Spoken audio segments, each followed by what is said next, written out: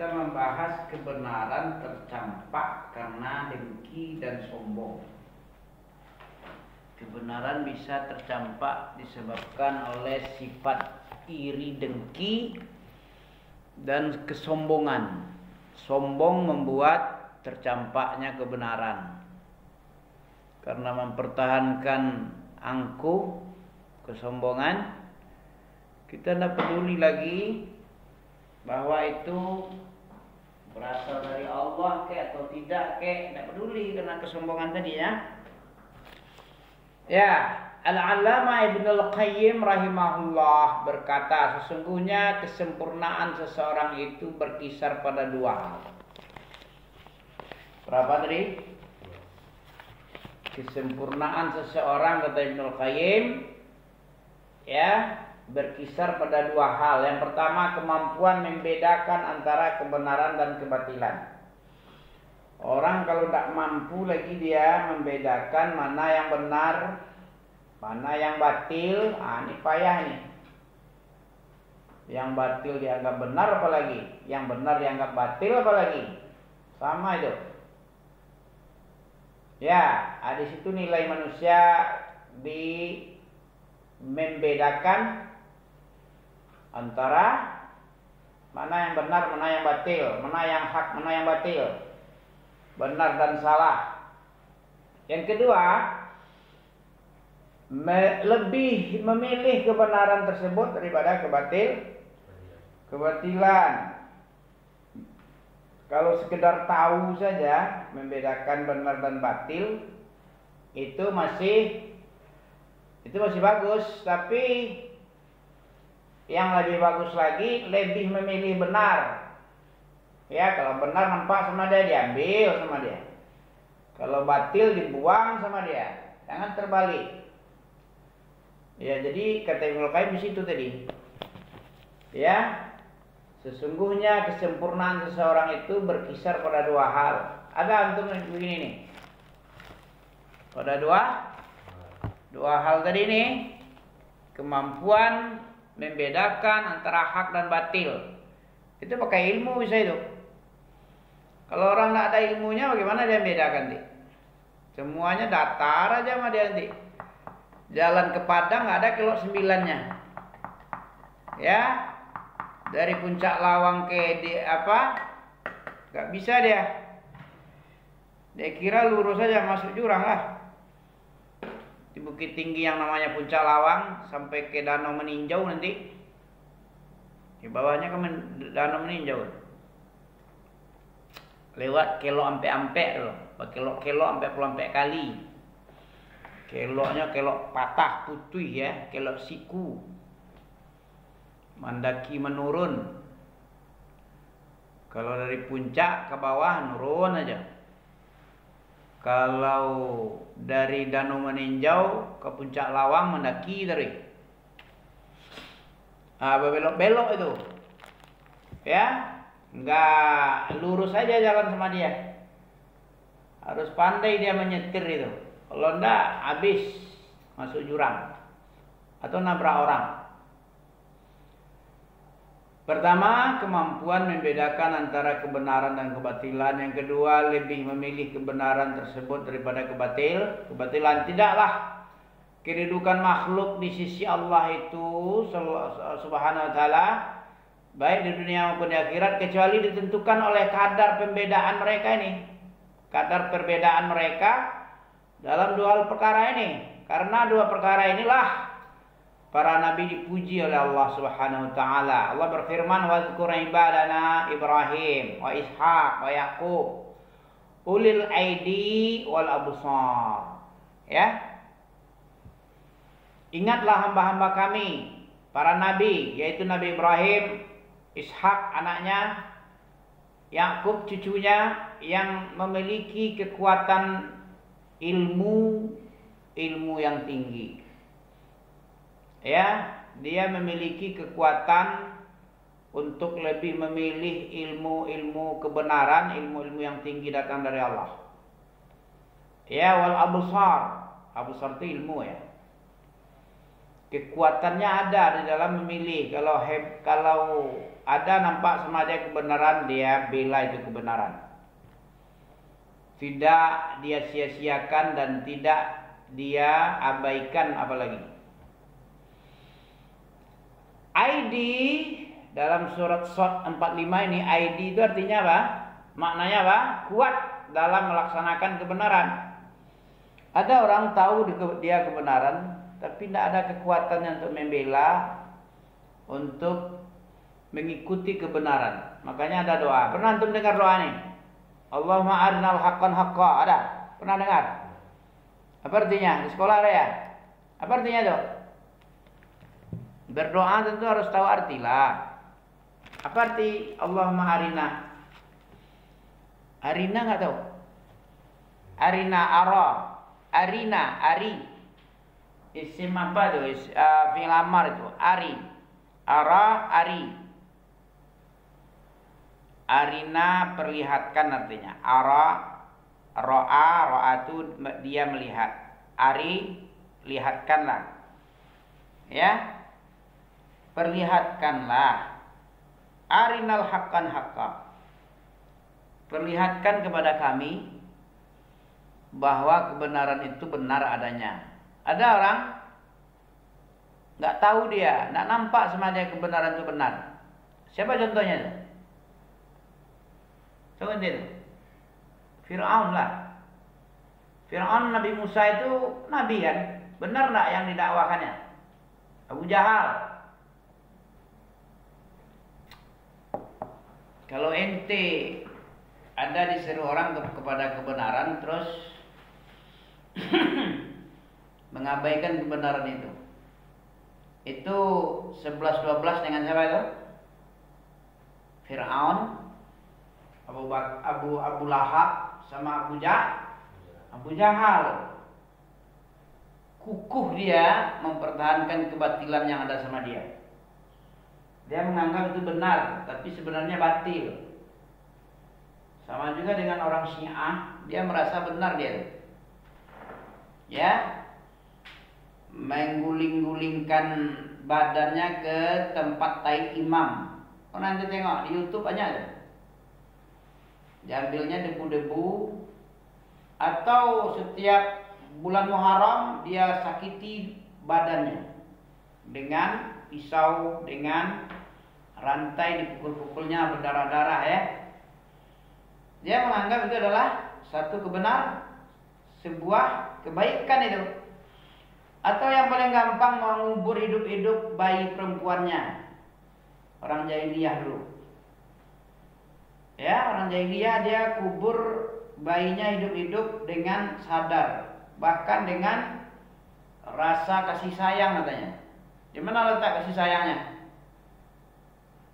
Atas dasar kasih sayang dia itu. Antum kira orang gila dia yang mengubur anaknya?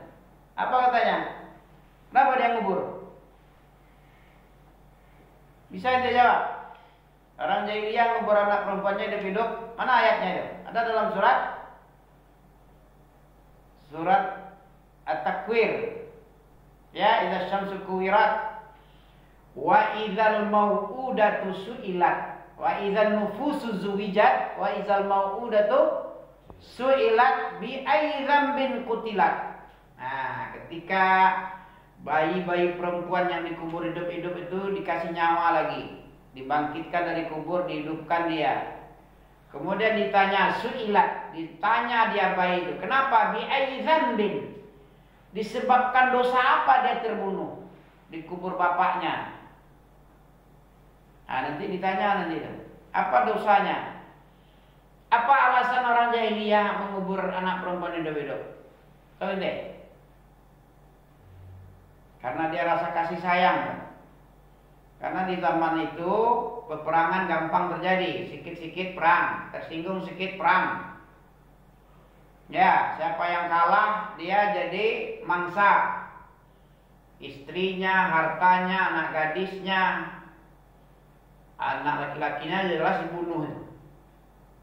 Bahaya kalau laki-laki dibiarkan bunuh hidup-hidup. Nanti perempuannya ya di apa kan lah sebagai budak seks. Tahu itu budak seks? Tahu kan? Dipermalukan di depan mata orang tuanya kayak entah apalah. Namanya orang menang. Suka-suka dia aja. Ya, disakiti, pokoknya dinikmati dulu, habis itu dihabisi dengan sakit, disiksa. Ya, si bapak tentu ndak tega melihat anaknya seandainya kalau terjadi perang kalah, ndak mau dia kan? Makanya bagus ndak niatnya itu? Bagus apa benda? Membunuh hidup-hidup itu. Ente sekarang ya enak lah, nggak ada perang. Di zaman sebelum jahiliyah, sebelum Nabi diutus, banyak perang-perang itu. Siapa yang kalah itu habis dia, dijadikan tepung. Ya, dijadikan kehormatannya itu dihinakan sehina-hinanya. Dipermalukanlah, diapakanlah namanya itu. Nah, dia orang jahiliyah itu membunuh anak itu bukan karena kejam dia itu, tapi karena kasihan sama dia. Daripada kau dibunuh sama lawanku nanti musuh-musuh, ketika kami perang nanti kau dipermalukan, disiksa, dihina, ya, dijadikan kelinci percobaan, dijadikan gulai. Ya, bisa aja disambal dia, dibikin bakso, ya kan? Ya, pokoknya kalau sudah perang itu tidak ada cerita bagusnya lagi. Kalau yang menang, namanya orang tidak ada Tuhan, Tuhannya hantu, batu. Ya, apa kata iblis saja lah, suka-suka iblis saja memperdaya dia. Nah, itu sebabnya dibunuhlah hidup-hidup karena rasa sayang dia. Tidak mau anaknya digitukan oleh musuh-musuhnya nanti kalau kalah perang. Paham ente? Selama ini tahu enggak? Pasti enggak tahu ya? Apa alasan orang jahiliyah bunuh anak perempuan hidup-hidup? Tahu selama ini? Gitu. Jadi datanglah Islam sebagai rahmatul lil alamin. Yang jelek itu jadi nampak jeleknya. Sebelumnya yang jelek itu jadi bagus. Yang kejam itu jadi bagus. Membunuh jadi bagus. Setelah diperlihatkan kebenaran, diangkat derajat manusia. Jangan seperti binatang, gampang-gampang membunuh, nggak ada menghormati. Diajarkan akhlak, diajarkan wa kuntum ala syafa hufratin minan nari fa'angka. Apa coba antum membaca Ali Imran itu 100 wa'tasimu itu coba 103 ya. Wa'tasimu bihablillah, diajarkanlah tadi Allah. Tadi Allah itu Islam, Al-Quran dan Sunnah. Sebelumnya manusia gimana? Manusia itu bobrok. Wa'tasimu bihablillahi jami'an wa la tafarraqu wadhkuru ni'matallah. Nikmatallah ini. Berpegang teguh kamu ke tali Allah, jangan bercerai-berai. Ingatlah olehmu nikmat Allah. Apa nikmat? Nikmat di situ maksudnya apa? Yang mana nikmat itu? Nikmat diutusnya Muhammad Rasulullah membawa Islam. Ya kan? Nikmat Islam yang mempersaudarakan manusia yang tadinya berperang kayak suku Aus dan Khazraj, lebih dari 100 tahun berperang aja, turun-temurun. Dengan diutusnya Nabi dipersaudarakanlah orang yang tadinya bermusuh-musuhan, berperang 100 tahun lamanya sebelum Nabi. Ya, ini diceritakan. Hai manusia, berpegang teguhlah. Sekarang kan sudah mulai nak teguh ya. Sekarang orang sudah mulai mencampakkan tali Allah. Apa yang dimaksud bihablillah itu? Wa'tasimu bihablillah jami'an wa la tafarraqu. Apa bihablillah? Apa itu maksudnya? Berpegang teguhlah kamu ke tali Allah. Tali Allah itu apa? Tahu antum tak? Kalau nak tahu bilang nggak tahu lah. Jangan diam-diam aja. Tahu apa tali Allah itu? Apa? Antum kalau nggak ada usaha, di dalam untuk tahu. Sama dengan ini kan nikmat nih. Antum kasih makan ini kan, tapi nggak ada usaha menyuap. Kira-kira kenyang nggak? Walaupun sudah ada nasinya.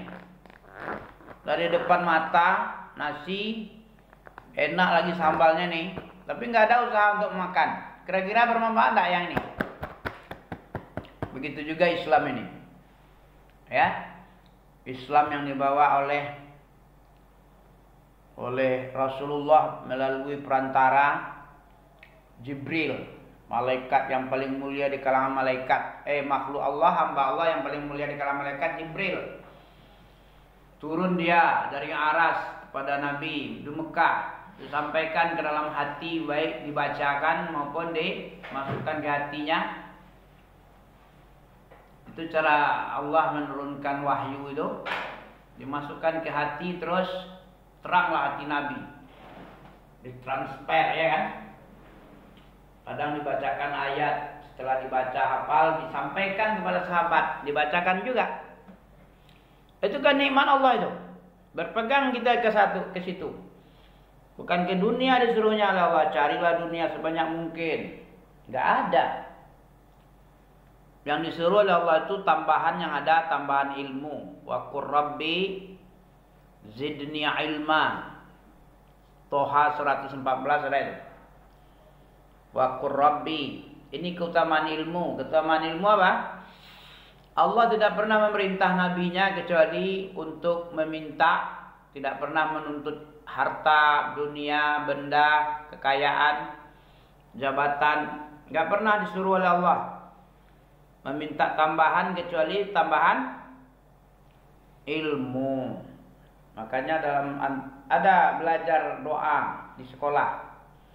Sebelum belajar, Rabbi zidni ilma warzuqni fahma. Ada diajarkan di sekolah antum? Ada.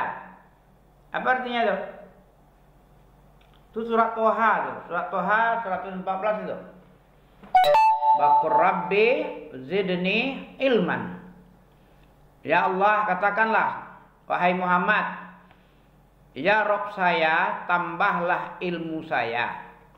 Disuruh oleh Allah meminta kayak gitu doanya. Bukan meminta tambahlah emas saya segunung Uhud, enggak ada. Itu kata Syekh apa namanya? Ibnul Qayyim ya. Ini menunjukkan keutamaan ilmu daripada segalanya. Selain ilmu itu keutamaannya enggak ada. Yang ada itu yang diperintah oleh Allah kepada nabinya untuk minta tambah, yaitu tambah ilmu. Jadi apa yang dimaksud wazkuru ni'matallah tadi?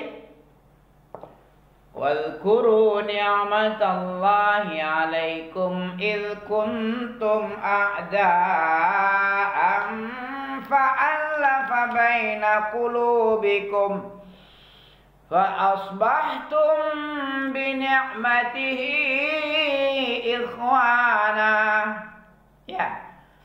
Wa kuntum ala syafa hufratin minan nar fa ankadakum minha. Coba antum baca. Apa artinya? Berpegang teguhlah kamu kepada tali Allah.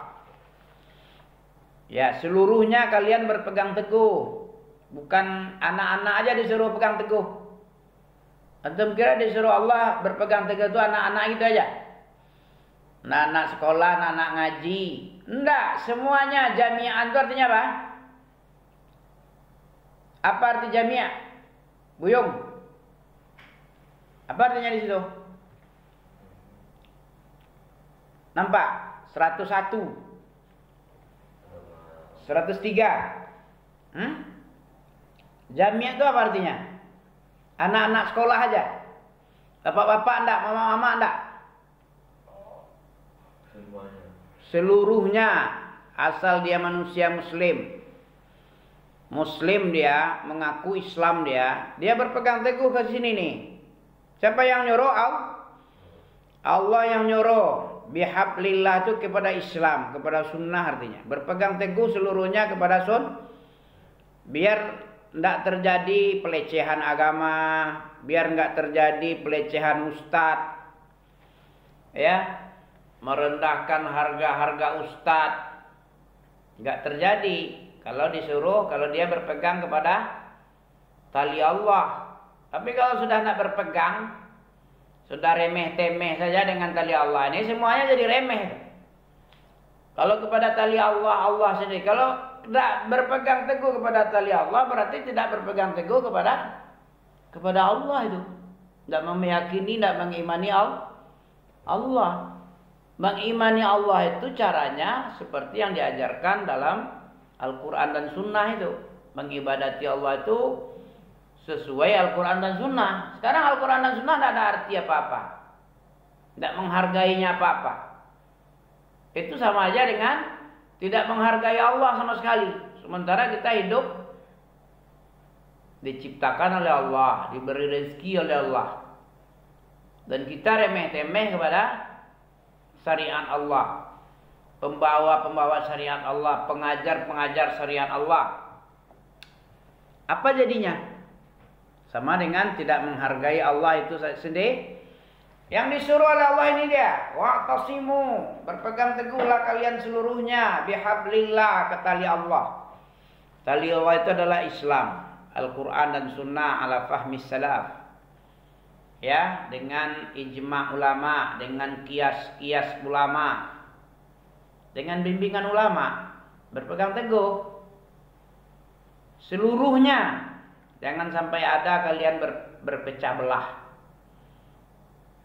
Itu sudah apa namanya, logis ya. Tahu antum logis? Apa logis itu? Sudah kebiasaan, adat, kebiasaan. Kalau gelap pasti nggak terang. Kalau nggak terang pasti gelap.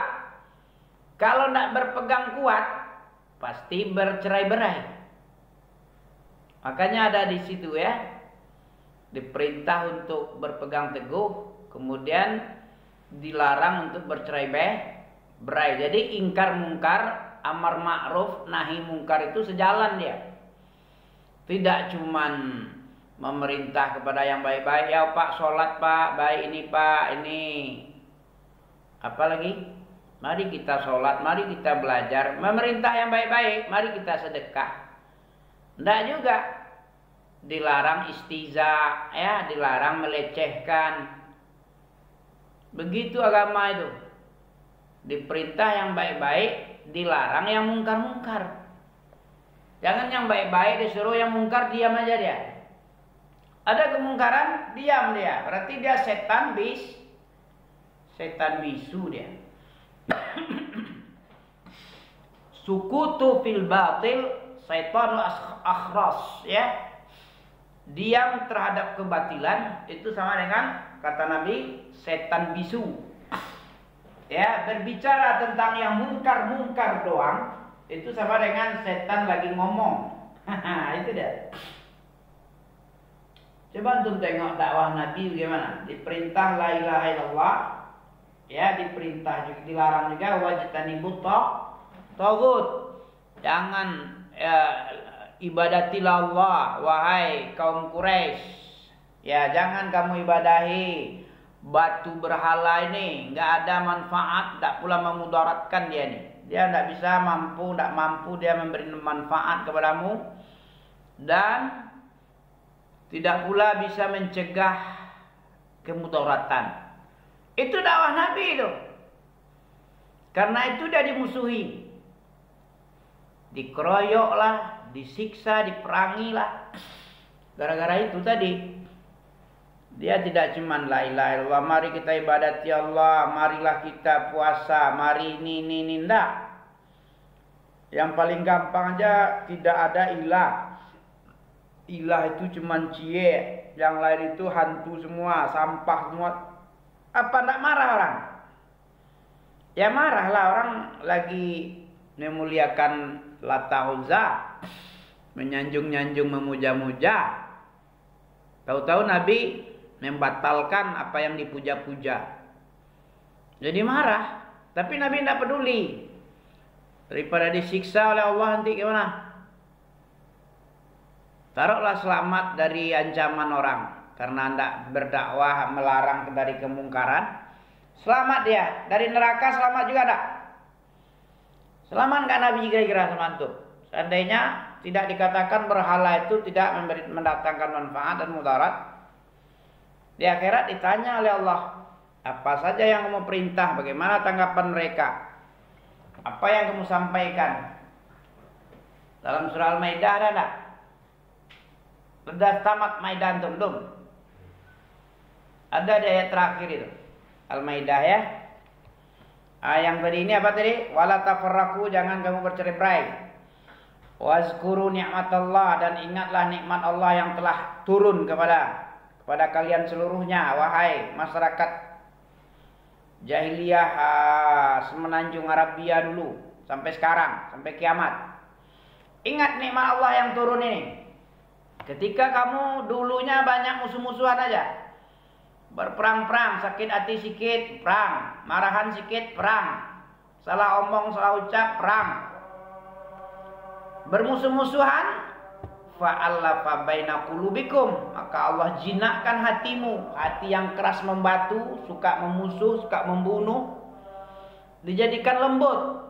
Allafa, lembut, alaf, di antara hati kalian, ya. Fa asbahtum bi ni'matihi ikhwana. Dengan demikian jadilah, karena nikmat Allah tadi yang tadinya kamu musuh-musuhan, ya, nikmat Allah yang membuat kamu bersaudara. Fa asbahtum bi ni'matihi, nikmat Islam itu diajarkan oleh Nabi kepada kalian, ikhwanan, kalian menjadi bersaudara semua. Akhi, ya ami, kalau anaknya sama teman bapaknya ya ami, ami. Nah, itu dia. Bersaudara kita, walaupun orang Tambunan satu, yang satu lagi ami Tanjung. Ya, ada yang Siregar, mana saudara itu?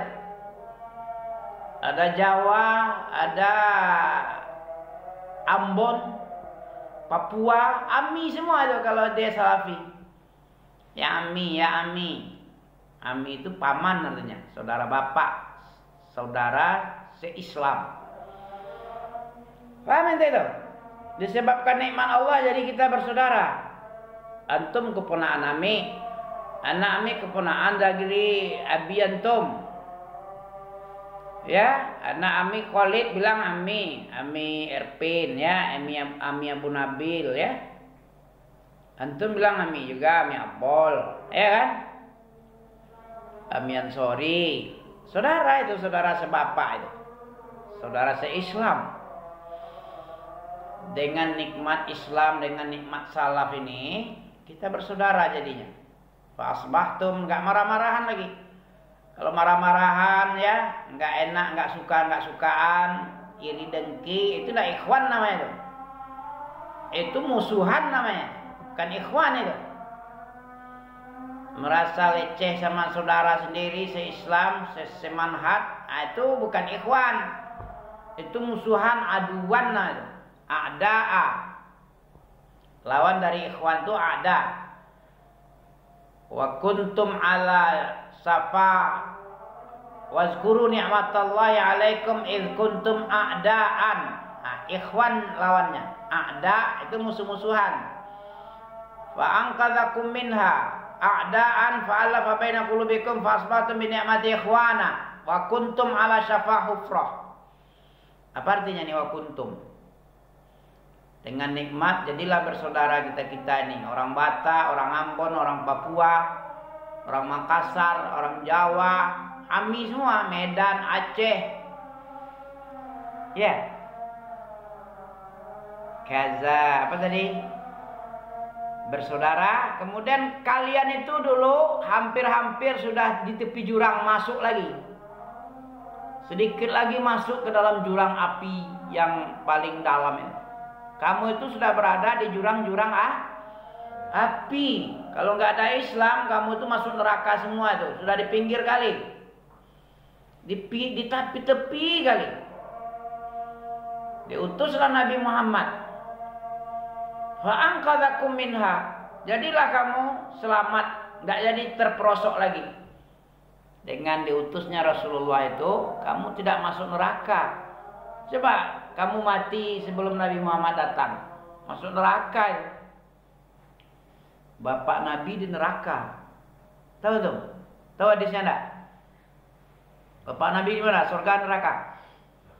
Neraka. Siapa yang bilang Nabi sendiri. Ditanya oleh temannya, ya Rasulullah, umatnya kan, dulu bapakku suka berbaik-baik, berbaik hati dia. Ada tamu-tamu haji dari mana-mana, di pelosok-pelosok dikasihnya makan minum, dikasihnya duit. Dibantaikannya unta, kambing. Pokoknya baik dah. Pelayanannya bagus, dijamunya. Bermalam di rumah, begitu bapakku. Terus setiap tahun, setiap haji. Haji sudah ada sebelum Nabi diutus. Haji peninggalan Nabi Ibrahim Ismail masih ada dulu. Iya kan? Begitu katanya. Di mana dia sekarang itu ya Rasulullah bapakku? Bapakmu di neraka. Kenapa di neraka? Padahal baik. Di mana kenapa neraka yung? Kafir. Kafir apa dia? Karena menyembah Lata Uz. Agamanya syirik. 360 berhala. 360 berhala ada di Mekah itu. Tuhannya nggak satu, bukan Allah aja. Lata, Uzza, Manat, Hubal dan 350 sekian lagi yang besar kecil tergantung-gantung. Makanya kalau bukan dengan agama Nabi Muhammad, kalau agama sebelum Nabi diutus, itu agamanya sudah syirik. Dulunya tauhid, agama Nabi Ibrahim. Dirubah-rubah lah sama dia. Karena pengaruh hawa nafsu. Paham ente toh? Dulu itu ente sudah berada di tepi jurang. Nah, itu dia. Wa kuntum, keadaan kalian itu ala syafa hufrah. Sudah berada di tepi-tepi jurang daripada neraka. Di Jahannam. Tepi jurang Jahannam. Fa'anqadzakum minha. Allah selamatkanlah kamu, tidak terperosok lagi masuk jurang tadi, masuk neraka Jahannam. Kadzalika yubayyinullah. Demikianlah Allah menerangkan, menjelaskan kepadamu keadaanmu, untukmu keadaanmu itu bersama ayat Allah ini, ayatihi, ayat Al-Quran. Semoga kamu mendapat tahtadun, engkau mendapat hidayah. Ilmu-ilmu yang bermanfaat dari ayat-ayat ini banyak menjelaskan pentingnya untuk berpegang teguh, belajar, mengamalkan apa yang Allah ajarkan. Inilah ilmu-ilmu yang bermanfaat, menyelamatkan manusia dari api dan memasukkan manusia ke dalam surga. Ya, demikian saja. Subhanakallah bihamdika. Asyhadu an la ilaha illa anta astaghfiruka wa atubu ilaik. Mudah-mudahan jadi hadiah.